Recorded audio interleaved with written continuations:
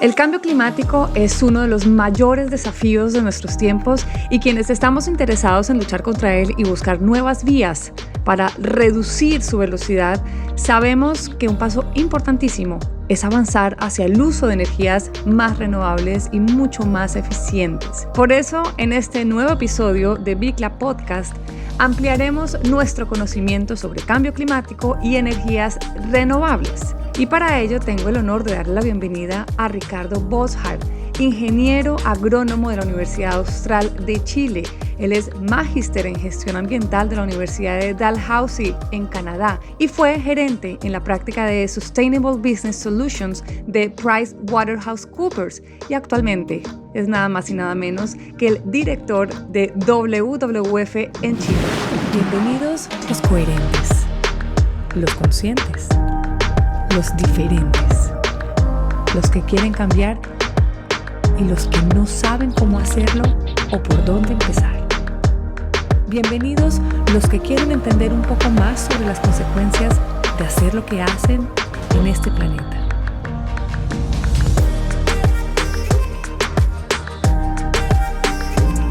Bienvenidos a Bicla Podcast. Ricardo, para nosotros es un honor tenerte aquí en Bicla Podcast. Bienvenido. Oye, hola Claudia, buenos días, buenas tardes. Qué gusto estar acá, gracias por la invitación y espero que hagamos un programa entretenido y que se aprenda. Por favor, eso es lo más importante, que aprendamos. Y bueno, y siempre va a ser entretenido, por supuesto, porque esa es la idea. Ricardo, el clima determina las condiciones de vida, las posibilidades de alimentación, la actividad económica en general y la seguridad de las poblaciones. El clima determina de alguna manera cómo son los ecosistemas, incluido el nuestro, los nuestros. Y como lo mencioné al inicio de este podcast, el cambio climático es uno de los problemas ambientales más graves, o quizás el más grave, diría yo en este momento, al que nos enfrentamos como humanidad. Representa una gran amenaza para nuestro medio ambiente, para nuestro planeta, para los seres humanos, para los animales. Pero quiero que empecemos por ahí, porque yo siempre he dicho que en Bicla Podcast, sin subestimar la audiencia, me gusta que todo sea fácil y que la gente sienta empatía y sienta que los términos no son tan lejanos, porque uno escucha hablar de cambio climático constantemente y cada vez más se lee al respecto, pero de todas maneras son conceptos que parecieran quedar en el aire. Entonces empecemos por ahí. ¿Qué es cambio climático? Yo creo una gran pregunta y creo que partamos por lo básico, ¿no es cierto? Primero que nada, el cambio climático siempre ha existido. Desde el Big Bang, ¿no es cierto? Desde que la Tierra se formó, el clima ha ido cambiando. Para bien o para mal, todos hemos escuchado de las glaciaciones. Eso fue cambio climático, ¿no es cierto? Probablemente fue un asteroide que cayó en México y que cambió, ¿no es cierto?, los equilibrios del planeta. Y eso, el cambio climático no es malo en sí. O sea, de hecho, todos los años son distintos. Por lo tanto, hay cambio climático. ¿Y qué diferencia y por qué es tan grave esta vez? ¿Ya? Y es porque es primera vez que el ser humano es el culpable del cambio. Entonces, el desbalance que estamos haciéndolo lo hicimos nosotros como especie. Recuerden, el cambio climático mató a los dinosaurios. El cambio climático ha hecho extinciones masivas. Y eso es lo primero, el ser humano hizo esta. La segunda es que nunca ha sido tan rápido. Entonces, la velocidad del cambio, nosotros, y lo vamos a ver un poco más adelante, pero hemos cambiado la concentración del CO2 en la naturaleza, en el aire, de 300 partes por millón a 400. Después le explico por qué, pero grábense ese número, de 300 a 400 es un gran cambio, y eso lo hemos hecho en 150 años por el cambio de forma de vida del planeta. Recordemos que hasta por el ser humano, ¿no es cierto?, tiene agricultura hace 13.000 años más o menos, ¿no es cierto? Ahí están los romanos, está toda la historia, la Edad Media. Todo ese tiempo siempre lo que hizo fue usar la energía del sol, que entraba a las plantas, la comían los bueyes, las llamas, los caballos, y cultivamos la tierra. Y eso fue un balance súper estable por muchos años. Por 10.000 años. Y eso cambió cuando empezamos la revolución industrial, ¿no es cierto? Inventamos la locomotora, sacamos carbón, y ese carbón, ese CO2 había sido fijado a través de millones de años en la Tierra. Entonces, la Tierra estaba en equilibrio, la sacamos, movimos la locomotora, pero ese carbón empezó a terminar en el aire. Y ese cambio tan brusco, ¿no es cierto?, ha ido cambiando el cambio climático. Y el tercer aspecto por lo que nos preocupa es que nunca había habido 7 billones de personas en el planeta hoy. Sobre todo 3 billones de personas viviendo en la costa. Por lo tanto, y vamos a verlo más adelante, pero el impacto que se llama adaptación es brutal en las personas, que antes nunca había habido, ¿no es cierto? En la época de los romanos había millones de personas en la Tierra, y entonces si había un aluvión, probablemente no había nadie, no pasaba nada, pero hoy día el La impacto sobrepoblación está social terrible. es muy brutal. Entonces, eso es lo que lo hace, y eso es lo que organizaciones como WF lo preocupan hace tantos años, porque ese cambio lo estamos haciendo hoy día. Pero hay que entender por qué sucede el cambio climático. El dióxido de carbono y otros gases de efecto invernadero existen de forma natural en la atmósfera, como lo estabas diciendo. Sin ellos, la Tierra sería demasiado fría para que pudiéramos sobrevivir. Por eso el cambio climático que estamos experimentando sucede por actividades distintas, como lo dice Ricardo, actividades humanas, como la deforestación, la quema de combustibles fósiles, es decir, energías no renovables. Escuchen bien, no renovables, como el petróleo, el carbón, el gas natural, el gas licuado del petróleo, etcétera, etcétera, etcétera. Estas actividades humanas se desempeñan ya sea para la industria, para el transporte, para usos domésticos. Experimentamos los efectos dañinos del cambio climático a través de eventos extremos en el estado del tiempo. Y quiero enumerar algunos porque la gente dice, pero ¿cómo me doy cuenta que es cambio climático? O sea, ¿cómo sé? Porque claro, es más fácil cuando tú puedes tocar las cosas, ¿no? Pero cuando es como en el aire, como que tú no entiendes lo que está pasando y como con el paso de los años simplemente lo vas viviendo y te vas mimetizando, pareciera que no está, porque te estás acostumbrando. Es como cuando uno escucha noticias violentas y nos volvemos inmunes a una muerte más, ¿ok? Entonces nos vamos acostumbrando. Entonces, cuando las vemos, cuando hay, por ejemplo, lluvias intensas en lugares en donde llovía más poco, pero acá llegan las lluvias intensas y uno dice, ¿pero qué pasó? ¿Por qué está lloviendo de esta manera? Estaciones secas más largas, estaciones de lluvias más tempranas, inviernos más cortos, donde hace calor, entonces hace mucho más calor, donde hace frío, entonces hace mucho más frío. Y te pregunto, Ricardo, ¿qué es eso que hace que esas energías no renovables afecten tanto el medio ambiente? ¿Qué hace que esas energías renovables realmente nos estén dañando tanto? A ver, lo que tú dices es muy cierto. El CO2, ¿ya? Y que hay otros gases que también tienen el mismo efecto. El metano, por ejemplo, que tiene el efecto, una molécula de metano tiene 24 veces el efecto del CO2. Por lo tanto, hay otros efectos importantes. Lo necesitamos en el aire. Es necesario. Si no tuviéramos CO2 en la atmósfera, la Tierra sería invivible. No podríamos tener, o sea, sería muy fría. De hecho, la glaciación y todo eso son los desequilibrios que pueden pasar. Necesitamos un justo equilibrio. Pero como tú muy bien has dicho, hemos sacado CO2 que estaba fijo en la Tierra, ¿no es cierto? Que a través de muchos millones de años se fijaron, lo hemos tirado a la atmósfera y ha producido tres desequilibrios principales. ¿Ya? Uno, los mares, porque básicamente estamos tirando como 40 gigatones. Olvídense de los gigatones. 40 La muchas gente debe estar cosas diciendo, ¿qué todos son los años. gigatones? ¿Qué son gigatones? Son No se muchos enreden, ceros, tranquilos, tranquilos. muchos ceros de muchas toneladas de CO2. ¿Ya? Y eso, como dices tú, Claudia, a través de nuestras formas de vida, ¿ya? Y entonces 10 de esos CO2 se van al mar. El mar está haciendo, porque un término que es importante escuchar es resiliencia, ¿ya? Eso significa la capacidad del planeta de adaptarse a esta nueva situación. Nos está ayudando, no todo es tan malo, el planeta nos está ayudando, pero tenemos que ayudarlo nosotros, ¿no es Él cierto? pone de su Entonces, parte. eso, pero 10 de esos, todo eso tiramos todos los días, se van al mar.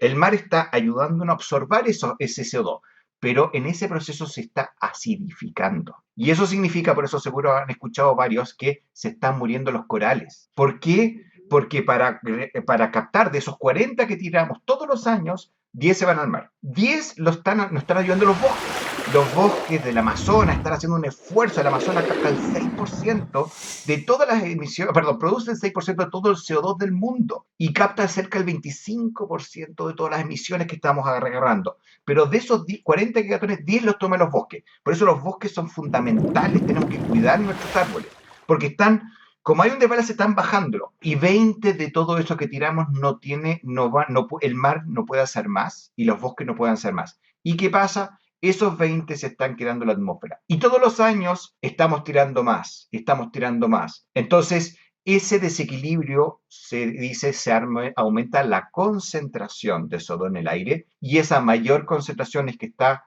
cambiando los equilibrios del medio ambiente. Y como tú lo dijiste, ¿qué está haciendo? Está cambiando la frecuencia de los cambios climáticos y la intensidad. Y es lo que dijiste, cuando llueve, nieve, de repente puede nevar en lugares increíbles. Pero no es que no estamos en calentamiento global, no necesariamente.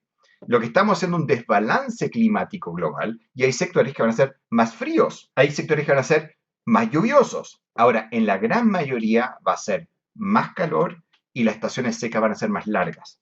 Por lo tanto, nosotros en Chile estamos en un lugar, yo estoy físicamente en Santiago, ¿no es cierto? Los climas mediterráneos son las zonas probablemente que más van a ser afectadas. Tú estás, ¿no es cierto?, en Los Ángeles. Los Ángeles ya ha tenido escasez de agua. Ciudad del Cabo en Sudáfrica también está en una zona mediterránea, también ha tenido escasez de agua y Santiago probablemente va a tener escasez de agua. Entonces, hay áreas del planeta que van a ser afectadas de otra forma. Pero no enredemos, si un año hace frío, no se acabó el cambio climático, porque esto es estadístico. Entonces, en términos del planeta, un año no es nada. 100 años no es nada. 1000 años es muy poco. Si acuérdense que nuestro planeta tiene millones de años. Entonces, eso es lo que estamos haciendo. Estamos cambiando la intensidad y tenemos eventos. Entonces, cuando llueva, va a llover fuerte. Y cuando está seco, va a ser largo. Por eso es que Entonces, vemos en eso las es lo que son noticias tantas cambios cosas como que climáticos. inundaciones brutales en lugares que uno dice, pero ¿por qué? ¿Pero qué pasó? Yo me acuerdo hace unos años cuando se inundó Houston. Creo que fue Claro, hace 2 años, pero que fue horrible. Pero además para no ir muy lejos, los incendios forestales. exactamente. Son una gran expresión. Los incendios forestales han ocurrido toda la vida. Vamos a poner el ejemplo de Australia. En Australia siempre ha habido temporadas de incendios. Lo que pasa es que cada vez son más fuertes, más largos, cada vez son más difíciles de apagar porque se propagan, porque entonces cada vez hay más viento y entonces eso hace que se propaguen mucho más a una velocidad mucho mayor y que contenerlo sea casi que imposible. Entonces, ese tipo de eventos naturales catastróficos en la naturaleza es lo que en lo que tenemos que fijarnos, porque al final es ahí donde la tierra nos está demostrando que el cambio climático de verdad sí existe, por un lado, pero además que sí tenemos que hacer algo. El cambio de temperatura actual está sucediendo en un espacio de tiempo muy corto y está vinculado al aumento de la concentración de los gases efecto invernadero. Las alteraciones en el clima, las temperaturas extremas son cada vez mucho más comunes y aumentarán si hay una mayor concentración de dichos gases de los que estaba hablando ahorita Ricardo. El dióxido de carbono, solamente con vivir, con habitar nuestro planeta, con respirar, estamos entregándole a nuestra Tierra dióxido de carbono. Solamente al respirar. Mucha gente dice, no, es que podemos ser 100% sostenibles y no impactar. No, no se puede. O sea, solamente con que tú vivas ya estás afectando, porque tu respiración, al exhalar, estamos exhalando dióxido de carbono. Entonces, ahí ya de entrada estamos colaborando con los gases de efecto invernadero. Este es el más común y el que de alguna manera contribuye mucho al calentamiento global, pero hay otros. ¿Cuáles son los otros? Porque hemos hablado además del metano. Y dijiste ahora, digamos que en un espacio súper cortico, que el metano es incluso mucho más grave que el dióxido de carbono. ¿En dónde encontramos el metano? A ver, el metano se encuentra principalmente en los humedales, en el hemisferio norte, el permafrost, no sé si han escuchado hablar, Ujú. ahí hay contenido metano, ¿no es cierto? Pero también metano en los procesos agrícolas, cuando yo fertilizo, la producción de alimentos tiene muchos elementos y el metano también lo encontramos ahí. Entonces, una molécula de metano es más grave, por eso la sumatoria de todos estos elementos son los claves que tenemos que buscar. No, estamos entrando en temas técnicos, pero No nos vayamos y pero es es que es muy, importante que la gente sepa, porque a veces dice, pero, a ver, por ejemplo, yo a veces siento que el metano se lo adjudican únicamente a las vacas. sí. Entonces la Ah, gente, perdón, no, las vacas, yo, Jerónimo, no te dije las vacas, qué vergüenza. no, no, no, no, no, aquí estamos para ayudarnos. Eso, No, eso. pero ¿sabes qué? Pero a veces siento que es un poco injusto también. Es decir, sí, hay que disminuir el consumo de carne. Yo estoy completamente de acuerdo con eso. Pero siento que se lo adjudicamos única y exclusivamente a las vacas. Y entonces la gente, los animalistas dicen, claro, es que el que está consumiendo carne de res es el que está aportándole más y por eso si usted quiere salvar el planeta, entonces tiene que ser vegano o vegetariano. Pero el metano también aparece, por ejemplo, en el transporte, ¿entiendo? Sí, así es. En las emisiones, cuando sale el caño escape, no sale solo CO2, sale una mezcla de cosas. Pero también el metano parece, el cambio climático está haciendo un círculo vicioso. Al calentarse el permafrost, libera el CO2, ¿no es cierto? Libera el metano, y eso entonces son procesos que desencadenamos inconscientemente, que son consecuencias de nuestros actos inconscientemente. ¿Me explico? Básicamente, hay mucho metano fijo en la Tierra, en el norte, en Canadá y en Rusia sobre todo. Al subir las temperaturas se derriten esos hielos. Al derretirse esos hielos se suelta metano. Y por eso hablamos de 2 grados, porque si pasamos de 2 grados se lanzan muchos procesos incontrolables que probablemente vamos a llegar a 4, aunque no emitamos más como ser humano. ¿Me explico? Ay, no, pero no hablemos de 2, hablemos de 1.5, por favor, Ricardo. Hablemos de 1,5. Y bueno, y eso es la diferencia entre 1,5 y 2, por ejemplo. Se derrite el hemisferio norte, ¿no es cierto? Los hielos del hemisferio norte con 1,5 una vez cada 100 años, con 2 grados uno cada 10 años. ¿Se dan cuenta de la diferencia? Entonces, entre 1,5 y 2 hay mucho. Por eso organizaciones como WWF están tratando que logremos 1,5 grados y por eso queremos que haya un presupuesto de carbono global para que logremos 1,5 grados. Y ahí entra el metano que tú dices. Y solo para decir, yo efectivamente soy agrónomo y creo que una persona sustentable tiene que mirar el total de lo que emite, y la carne es uno, pero no sacamos nada con no comer carne y andar en una camioneta V8, ¿no es cierto?, todos los días a comprar, ¿no es cierto? No sacamos nada con vivir en una casa gigante, y no aislada. Entonces, al final lo que tenemos cada uno a hacer es cuál es mi huella ecológica en todas mis decisiones. Y efectivamente, obviamente tenemos que comer menos carne, pero también yo siempre digo, ojo con, nosotros somos seres omnívoros, y si no necesito comer carne hay que pensar la salud, ¿no es cierto? Hay hierro y otros elementos que la carne entrega, y eso hay que hacerlo con mucho cuidado porque hay que tener cuidado en la alimentación propia. Bueno, otro de los gases, evidentemente, el óxido nitroso, que también está en los fertilizantes de la agricultura. Y si nos quedamos hablando de los gases de efecto invernadero, mejor dicho, aquí podemos hacer una lista y no terminamos y no terminamos. Pero quería preguntarte, ¿qué hacer para no sobrepasar ese 1.5 grados centígrados? ¿Qué podemos hacer? A ver, yo primero que nada tenemos que instalar el concepto de presupuesto de carbono. ¿Qué significa eso? Yo no emito no vamos a decir cuánto emito todos los años, sino que tenemos que decir cuánto nos queda para emitir para llegar a 1,5 grados. ¿Ya? Ujú. Estoy a 15 del mes y cuánto me queda en mi cuenta corriente. Ajá. Y eso es lo que voy a gastar este mes. Nada más. No voy a pedir un crédito. No le voy a pedir ni a mi papá ni a un amigo. Voy a gastar eso y eso es. ¿Por qué?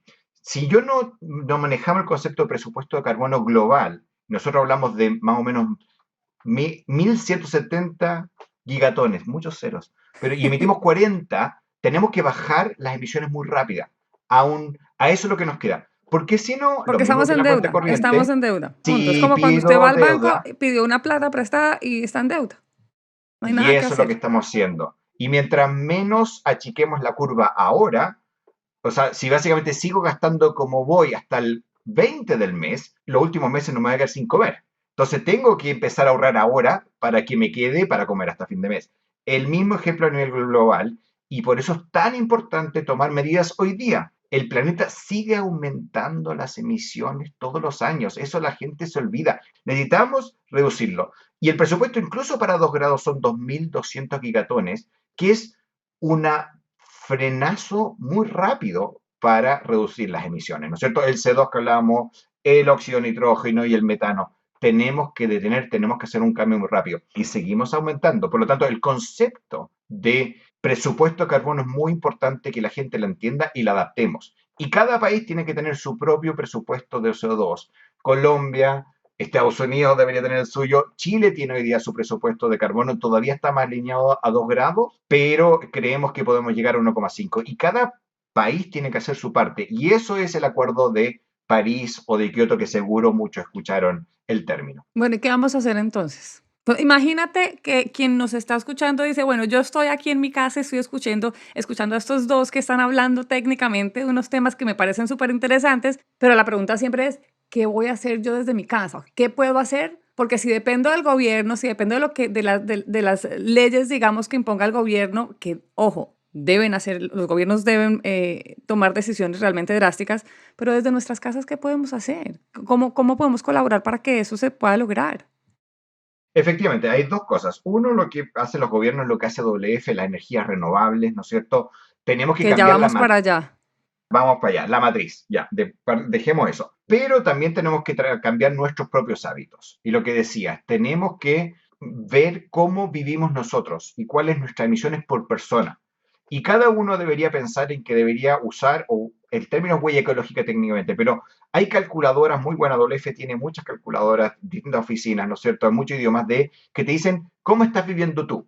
Y ahí tú tienes que tomar tus decisiones. O sea, volar en avión, andar en auto, usar transporte público, usar la bicicleta, qué como, dónde elijo, cómo uso el agua. Algo que no sé si dónde estás tú, pero en Chile el tema del agua es brutal. Cada vez que me ducho, por minuto gasto 60 litros de agua. Ya, si me ducho 10 minutos, 60 litros de agua es mucha agua. Entonces, cuando me lavo los dientes, cómo lavo la loza, cómo riego mi jardín, si tengo, ¿no es cierto?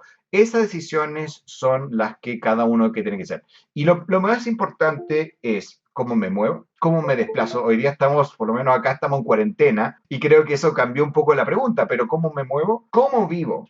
¿Ya? ¿En qué tipo de edificación uso? Porque ahí uso mucha energía eléctrica y vamos a hablar de eso. Y finalmente, ¿cómo me alimento? Son las tres grandes decisiones que cada uno tenemos que tomar y donde podemos contribuir al planeta. Y en ese caso, creo que les he hablado aquí mucho en Bicla a través de las redes sociales y también aquí en el podcast de reducir. Yo siempre pienso que Exactamente. la única forma es reducir consumo en general. Si me baño 4 minutos, 5 minutos en la ducha, no nos pasemos de 3. Si como, no sé, 5 veces a la semana carne, pues tratemos de reducir a 2. Si Sí. llegamos a uno, O sea, si me lavo fantástico. los dientes y no cierro la llave, puedo consumir 100 litros de agua. Imagínense, 100. imagínense Solo por eso. no cerrar la llave cuando lo podría hacer con dos vasos de 200 centímetros cúbicos, ¿no es cierto? Eso es muy importante y hay cosas que sí puedo construir yo. También he hablado de, y yo creo que la gente de aquí se acuerda, he hablado de la importancia de apoyar al productor local, al campesino local. Y a mucha gente, la gente dice, pero ¿qué tiene que ver eso? O sea, ¿por qué eso ayuda?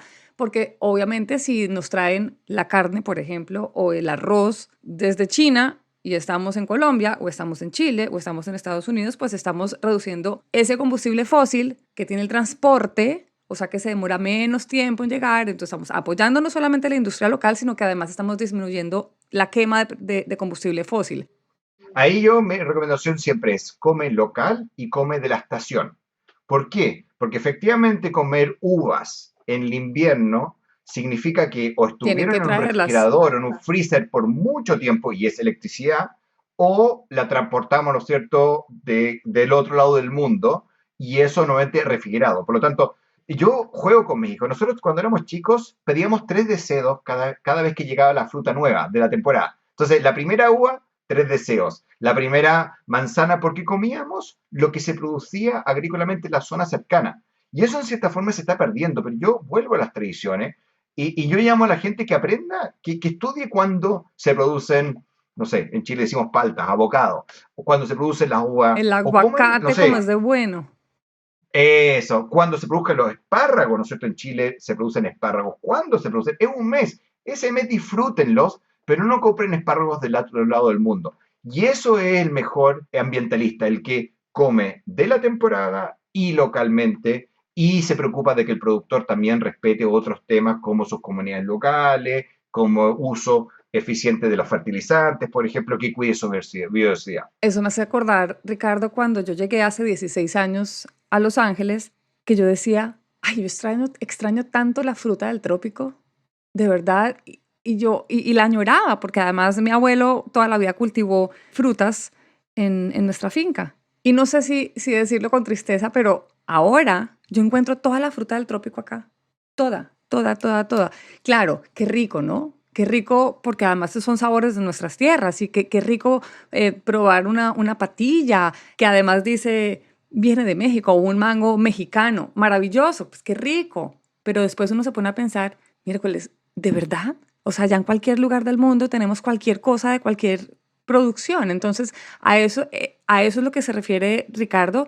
Pensemos antes de comprar esos productos porque por más de que sean deliciosos y también nos alimenten, estamos afectando nuestro clima, estamos afectando nuestra tierra. Y a nadie llama no comer nunca, sobre todo si es parte de tu cultura. No, no es que nunca más comas un mango, sobre todo si no sales de Los Ángeles. Pero sé consciente que si estás en California hay grandes producciones de alimentos. Cuando sea la época de uvas, come la uva en California y date un gusto, pero ese mango tienes que entender que tiene mucho mayor impacto que una uva de la temporada en el lugar que tú estás. Y ese es el Lo llamado, es importante para mí siempre es hacer conciencia, porque aquí no estamos para juzgar y decirles y que se sientan mal, eso. pues porque "Ay, yo me he comido eso, mejor no voy a contar". No, yo también me he comido el mango mexicano, también me he comido el banano mexicano, también me he tomado el café colombiano, pero es importante que conozcamos. Para mí, lo mejor para dar unos pasos buenos hacia un consumo más responsable es preguntarnos de dónde viene. Sí, yo estoy súper de acuerdo. O sea, lo más eficiente es la producción trigo, arroz y papa. Nadie llama que solo comamos eso y nada más y dejemos una cereza, un buen vino. O sea, yo creo que es el equilibrio el que llama. Por eso, comer un pedazo de carne cada tanto tampoco es grave, es bueno para la salud. Hay estudios que dicen qué porcentaje. Pero todo tiene un impacto. Tú lo dijiste al principio del programa, respirar ya estamos teniendo un impacto. Y esa es la invitación, a informarse, a leer, a ver las características del producto, pero no falla, come local y come de la temporada, eso es una receta siempre ganadora. Así es. Ricardo, entre esas medidas importantes para, de alguna manera, limitar el cambio climático, mencionaste el uso de las energías renovables. Y como ya entendimos mucho lo que hay detrás del cambio climático, ahora sí vamos de lleno con esos temas de las energías renovables. Y aquí quiero que empecemos con el ABC de las energías renovables. Vamos a partir de lo básico. ¿Qué son las energías renovables y por qué son tan importantes que las implementemos? A ver, primero que nada, en todo este pool de impactos, más o menos el 25% de todo lo que hacemos, ¿no es cierto?, es electrificación. Son cosas que podemos mover con electricidad. El transporte, los autos eléctricos, los buses eléctricos, los trenes, todo muy bueno. Pero eso necesita energía. En mi casa, ¿no sé, tengo un refrigerador que es bueno porque en el fondo perder alimentos malos. O sea, queremos mantener, o sea, si te compraste ese mango que tanto querías, ¿no es cierto?, queremos que lo comas y no lo botes, porque eso es lo peor. Entonces, el refrigerador es muy bueno. Entonces, el ser humano ha electrificado su vida y eso es bueno, nos ha permitido mucho confort, pero sigue siendo 25% que tenemos que producirlo de algún lado. Si yo produzco ese 25% con centrales a carbón, no es renovable, esa es energía, ¿no es cierto? Yo estoy tirando CO2 todo el tiempo. Ahora, si yo tomo esa misma energía, el mismo refrigerador, para que no bote ese mango de el viento, por ejemplo, eso tiene cero CO2 contenido. Por lo tanto, esa es la transformación que tenemos que hacer en el planeta. Tenemos que mover la energía que al principio se desarrollaba con centrales a carbón, después pasó a una central de petróleo, después a centrales de gas, aún siguen siendo con energías fósiles que producen CO2. Entonces, lo que tenemos que pasar es a producir con viento, solar, geotermia, del mar. Entonces, tenemos muchas alternativas. Y hoy día se abre un nuevo espectro muy interesante que a través de la hidrólisis, con esa energía renovable yo puedo producir combustibles fósiles, o sea, combustibles líquidos para mover mi auto, cero carbón. Entonces, de eso que conversemos y vamos viendo cómo avanzamos para que la Como, gente mejor entienda dicho, las de ese energías renovables 25. son las que vienen de nuestros recursos naturales que se renuevan solitas, ¿ok? Exactamente. Es importante que entendamos cuáles son los tipos de energías renovables. Y ya lo estabas mencionando. Y respecto a esto, el sol, el agua, el viento, como lo acabas de decir, digamos que son los más comunes. La gente se imagina, cuando estamos metidos en el tema de energías renovables, pensamos en esos tres porque además son los más comunes. Escuchamos hablar mucho de la energía fotovoltaica, la que viene del sol. Pero hay mucho más que eso. Y sí, las principales fuentes de generación son el sol, el viento, el agua, es decir, la energía hidráulica o hidroeléctrica, pero también está la energía que viene de la fuerza del mar, de las olas, la energía geotérmica que proviene del calor interior de la Tierra, la biomasa o biogás, que es la que se extrae del material de origen orgánico. A mí esa me parece fantástica. El bioetanol que se obtiene de la fermentación de los azúcares contenidos en materia orgánica de las plantas, el biodiesel. Pero Ricardo, la mayoría de estas definiciones de energías renovables se dice que son aquellas fuentes, como lo dije anteriormente, que son de energías que se renuevan y que tienen cero impacto. Pero ¿qué tan cierto es que no se acaban? Todos aprendimos que la energía no se crea, ni se destruye, se transforma, ¿no Ujú. es cierto? ¿Y cuál es la energía que nos llega al planeta? Es el Sol. El Sol es una energía que nos llega todo el tiempo y nos permite mover las cosas. Y como hablamos en el pasado, hacía crecer el pasto lo comía un buey y el buey tiraba el arado. Nosotros hoy día con la tecnología podemos tomar ese Sol que, por ejemplo, genera ciclón y anticiclón. Es decir, genera cambios en nuestra atmósfera Ujú. que hace diferencia de presión y hace correr el viento.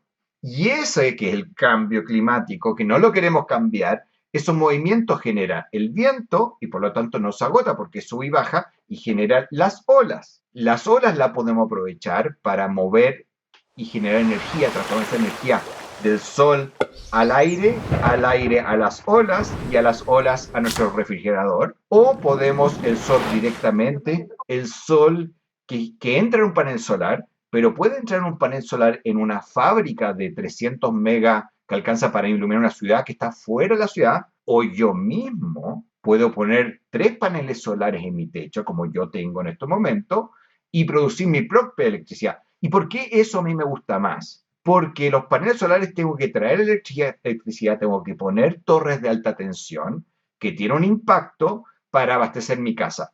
Entonces, lo que todos deberíamos hacer, si podemos, que no es barato, pero hay ayuda en los distintos estados de los estados, poner paneles solares y yo generar mi propia energía. Entonces, yo genero mi energía y cuando hay sol como ahora, vendo y le vendo a mis colegas que no pudieron ponerlo y entonces ni siquiera tenemos que poner grandes paneles solares fuera. Si le sumo eficiencia energética, cambio mis ampolletas, yo puedo llegar a ser un sistema que no necesita a nadie. Y si cambio la energía, la bicicleta eléctrica que yo le compré a mi señora para que se vaya, verdaderamente empiezo a ser una familia CO2 neutral. Y eso es el camino que uno tiene que puede ir recorriendo. Pero, a ver, yo Entonces, no quiero ser la Grinch de las energías renovables dale. porque las amo y no quiero que se sienta de esa manera, pero me gusta, digamos, como dejar claridad. ¿Se acaban o no se acaban? Yo pienso, por ejemplo, en las hidroeléctricas, que después de un tiempo pierden fuerza. Sí, a mí la hidroeléctrica, AWF, el problema de intervenir los ríos es que tienen No, también pues es un terrible. impacto Es que todo tiene en impacto y los por eso te digo, o sea, ecosistemas. si nos ponemos a pensar de verdad, terminamos aquí haciéndonos harakiri diciendo, no, pues nada sirve. Eso no No, queremos ir pues, para allá. no, pues No nada queremos, sirve. No, o no sea, hay que queremos, dar una sí, esperanza. Es decir, si uno se pone a evaluar acá, todo tiene un impacto. Los paneles solares tienen un impacto. ¿De qué están claro, hechos los porque paneles solares? tiene ¿Cómo que se hicieron los sacar, paneles solares? El material claro, con que se hizo. También se utilizó en algunos casos energía que viene de combustibles fósiles para hacer los paneles. Pero uno tiene que ver qué impacta menos y luego de cuánto tiempo realmente vale la pena. Y ahí me voy al cuento de cuando la gente dice, no, pues claro, es que es muy fácil cambiar a paneles solares como usted tiene plata. Y no es como que no. Pero hay algo que tiene razón y es la única forma de que esos paneles solares se vuelvan con el tiempo más económicos y sean más accesibles a la gente, es que todos empecemos a usarlo, que haya una mayor demanda.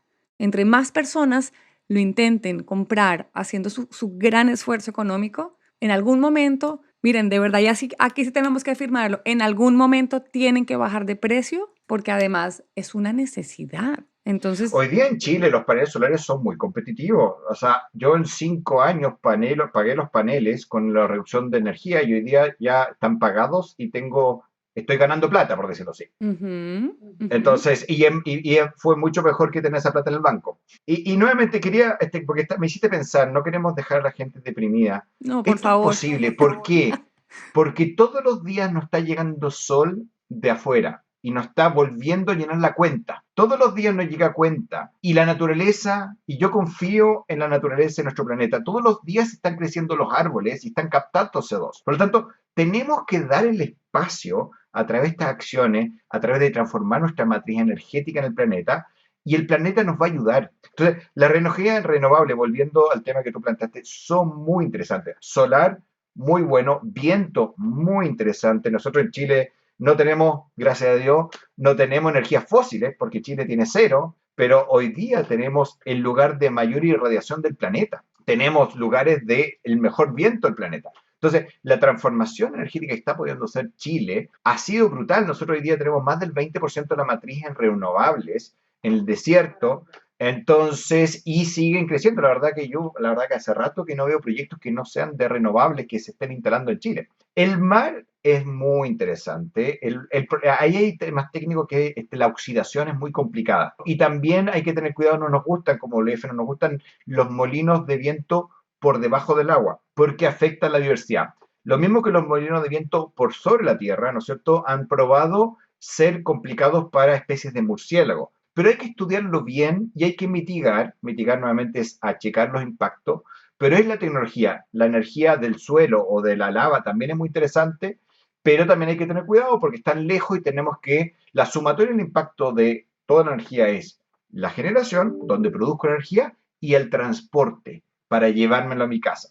Y eso siempre es un equilibrio que tenemos que hacer. La energía del agua, efectivamente, no es lo peor, pero hay que tener cuidado porque tiene muchos impactos secundarios, ¿no es cierto? Porque hay una correlación, si yo hago una represa, los sedimentos ya no llegan al mar y ya sabemos que impacta las pesquerías que necesitamos para alimentarnos. Entonces, la naturaleza es muy compleja, un sistema cerrado y tenemos que tener cuidado cómo lo intervenimos. Y ahí somos organizaciones como la nuestra, como el EFE, estudia y da recomendaciones y es el trabajo político que hacemos también.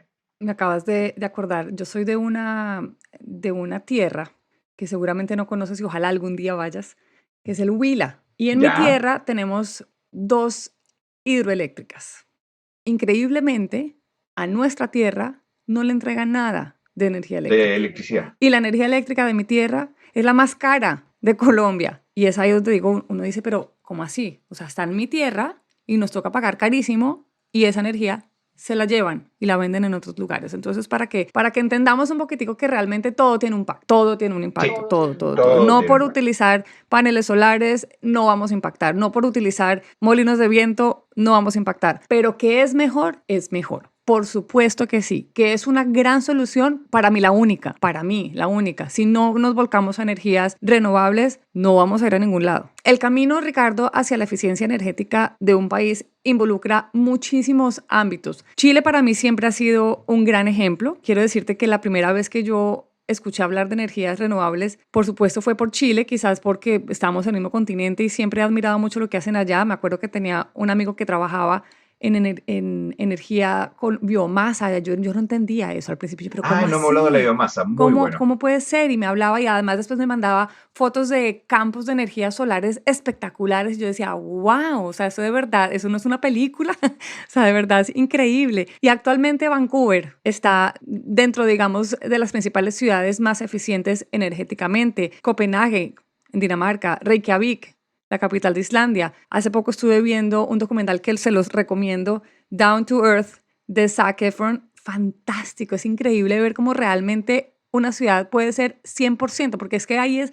100% sostenible energéticamente, es una locura. ¿Qué ámbitos son los más importantes, Ricardo, para esa transición hacia la energía de la eficiencia energética? Y quiero que hablemos de aspectos muy puntuales. ¿Qué pasará con el transporte? ¿Qué pasará con las edificaciones?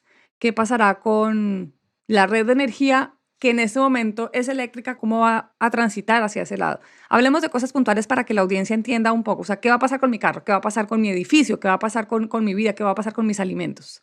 Damos una transformación. Y el primer concepto yo digo es, primero, eficiencia energética es la mejor energía que podemos tener. Es nunca necesitar nueva energía. Porque tampoco queremos llenarnos de paneles solares, porque como tú bien decías, tienen un impacto también. Si reducimos la necesidad de consumo de energía, es lo mejor que podemos hacer para el planeta. Si no podemos, porque nadie dice que volvamos a las cavernas, No, por tenemos que favor, no. transformarnos. Entonces, energías renovables, por ejemplo, si yo tengo la posibilidad de producir mi propia energía, eso es una fantástica idea. A mí me encanta, el término técnico se llama energía distribuida. Es decir, yo produzco donde consumo. Aislamos mi casa, mi oficina, después ponemos lo mayor posible energía en nuestro edificio y solo necesito un poquito más. Ese poquito más lo hacemos fuera y ahí vemos cuáles son las ventajas de cada país.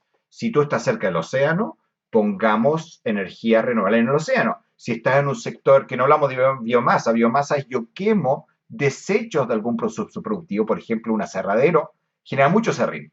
Ese serrín, en vez de tirarlo al basurero, yo lo quemo, capto las emisiones y produzco energía. Cada país tiene que elegir, o cada lugar, su mayor potencial de renovables. En transporte, Yo creo que viene un cambio de hábito. Si puedes usar la bicicleta, úsala. Yo me muevo en bicicleta, la verdad que casi no uso el auto. Sí tenemos un auto familiar, porque efectivamente a veces, o sea, yo creo que el planeta me gusta verlo, me gusta, ese es mi pecado, cuando se podía subirme al avión y recorrer y mostrarles a mis hijos, ¿no es cierto? El planeta, la naturaleza es increíble y es mi pecado, pero lo compenso. Entonces, en el transporte Yo me creo que lo el paso en futuro un es, avión, o sea, de verdad, no sabes, me lo paso en un avión. Vivo en Los Ángeles, pero trabajo en Colombia. Ese es otro tema más amplio que podemos tocar más adelante y es cómo podemos compensar nuestro impacto ambiental, nuestra huella ecológica.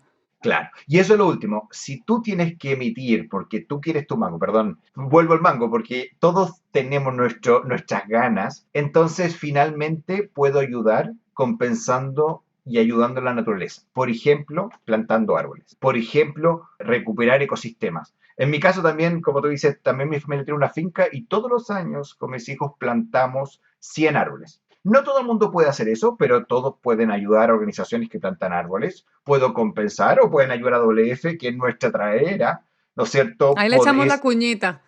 Dejamos la cuñita. Mira, si usted viene... Ahí No, pero dejamos es la verdad, cuñita. no Pero todos. está bien, está bien. Fíjate que siempre en Bicla, en nuestra página de Bicla, dejamos ciertas organizaciones, obviamente de primero nuestra amada WWF, porque la gente dice, es que yo en mi casa no puedo sembrar un árbol, o es que en mi casa Claro, no puedo compostar porque vivo en un apartamento muy chiquitito, o bueno, las millones de razones que tenemos de todas maneras porque somos seres humanos normales y que no tenemos todas las capacidades para hacerlo. Ayudar a una organización que ayuda al planeta es importantísimo. Para eso se dedican organizaciones como WWF. Entonces uno puede donar mensualmente, donar esporádicamente, apoyar ciertas campañas que son afines a cada uno de ustedes. Y no solamente está WWF, por supuesto hay millones más que apoyamos aquí en Bicla porque lo que tenemos es que apoyar a esas organizaciones que constantemente están haciendo algo por el planeta. Pero claramente le dejamos la cuña hoy a WWF, nuestra familia. y porque efectivamente lo que te dicen, no todos tienen la vocación o estudian esto y no está mal. O sea, yo creo que no hay que vivir con mala conciencia, hay que verdaderamente ponerse activo a estudiar, escuchar, como este programa creo que me ha cubierto hartos temas para recomendaciones, ¿no es cierto?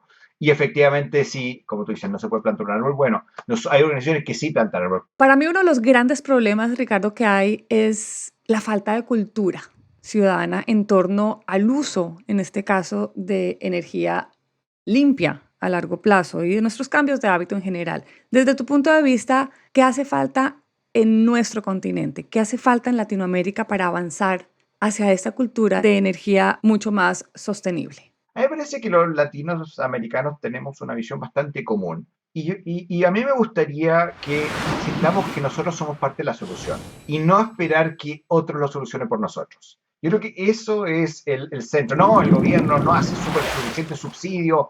Nosotros tenemos que decir, yo soy el primero que genero la demanda de un producto. Yo hasta ahora no conozco ninguna empresa que hace productos para guardarlo en la bodega. Entonces, no, tal empresa no hace lo suficiente. Bueno, lo hace para venderlo y somos nosotros los que compramos el celular, cambiamos la tele demasiado rápido, no nos preocupamos de la eficiencia de nuestro auto, porque si los 8 billones de personas que somos hoy día en el planeta esperamos que otro lo soluciona, no vamos a salir de esto. Ricardo, para terminar, quisiera que le dejaras un mensaje a la comunidad de Bicla, esperanzador, sobre el cambio No, climático y sobre las energías renovables. Yo siento que de todas maneras somos, como dicen la ciencia, pues hay algo por hacer, si hay algo por hacer. Y a mí me gusta siempre dejar un halo de esperanza porque siento que hay esperanzas. Y chévere si les dejas un mensaje esperanzador. a ver, lo primero es que si ven este programa es porque les interesa, entonces participen en las campañas para que otros, los que no quieren ver este programa porque no les interesa, se sumen.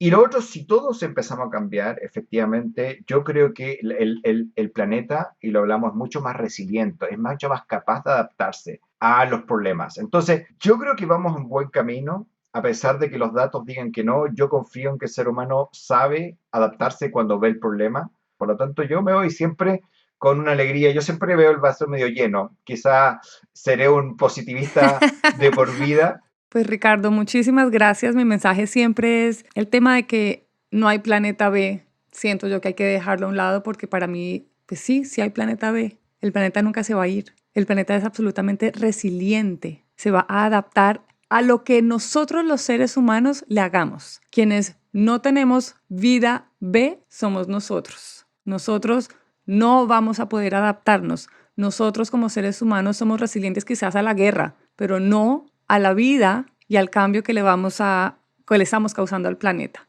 Entonces hay que trabajar por un planeta vivo para que nosotros podamos seguirlo habitando. Ricardo, muchísimas gracias. Claudia, muchas gracias a ti. Fue muy interesante esta conversación. La energía es una condición esencial para el desarrollo, pero cada día es mayor la necesidad de implementar energías limpias para combatir el cambio climático y para limitar efectos aún más devastadores de los que ya tenemos en nuestro planeta. El cambio climático no es un problema del futuro. Necesitamos acciones inmediatas. Como lo hablamos con Ricardo, reducir la velocidad del cambio climático y alcanzar un futuro energético sustentable representa un gran esfuerzo y requiere un cambio en nuestros patrones de conducta. Espero que les haya gustado este episodio. Si tienen dudas, escríbanos, que aquí estamos para resolverlas. Los esperamos en un próximo episodio de Big Lab Podcast.